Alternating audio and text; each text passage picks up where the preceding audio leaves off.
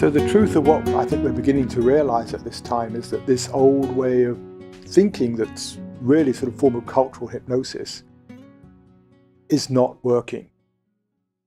And not only is it not working in the sense that it doesn't give us lasting satisfaction, it actually takes us away from what we're really looking for.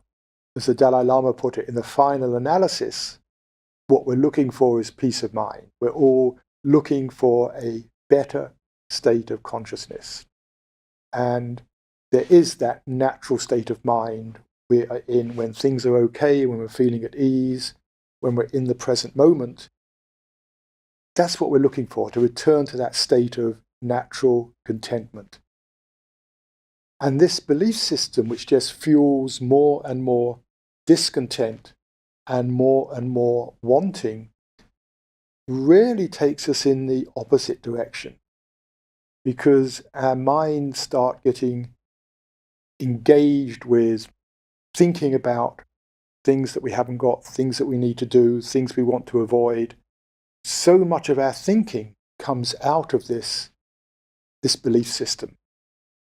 If you look at it, probably most of your thoughts are in one way or another about getting things to be the right way, with the underlying assumption that if only things were different, you'd be happy. Or if only you could get what you want, you'd be happy. Or if only you could avoid something, you'd be happy. Some spiritual teachings talk about this as desire and aversion. They're two sides of the same coin. The coin is things are not okay as they are. So either you desire something, you want something to make things good, or there's something you don't want. You don't want a certain person to be acting a certain way, or whatever it is. That's aversion. They're the two sides, either attracting something, wanting something, pushing something away. But they both come from this underlying idea that if we just got the world to be the right way, we'd be happy. But what that does is fill the mind with so much unnecessary thinking, so much unnecessary anxiety, worry, that, and I sometimes think this is the sad joke about human beings. We are so busy worrying about whether things are going to be okay in the future, so busy worrying really about whether we're going to be at peace in the future, that we never actually give ourselves the chance to be at peace in the present moment. Because almost by definition, a mind that is worried cannot be a mind that is at peace. This is really a misuse of that great innovative potential that has made us what we are. We are a creative species, and that led to a lot of creative problem solving.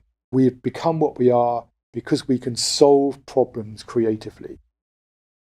And if you look at a lot of our thinking, we are trying to solve problems, many of which probably don't even exist or may even never exist. But nevertheless, we're engaged in that creative problem-solving process in our imagination. And if you look at it in your own mind, there's generally considered three basic, very general phases of creativity. There's the assessing what's happening, weighing up the situation, what's going on.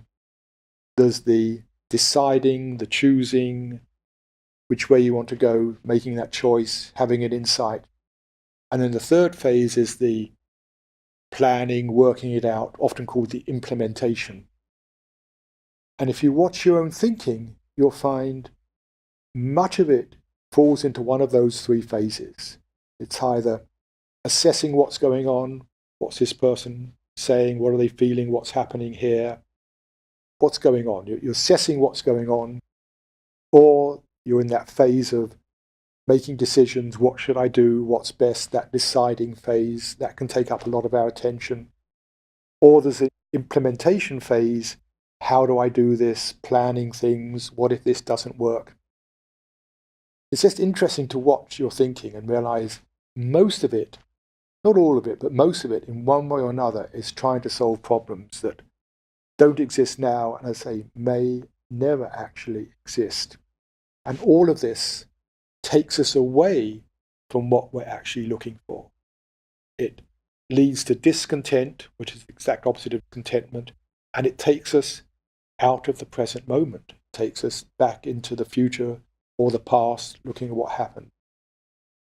So it doesn't work both in the sense of it doesn't actually satisfy us permanently, and most of what it leads to just creates more internal discontent, taking us away from that very basic goal of how do we return to that natural state of mind.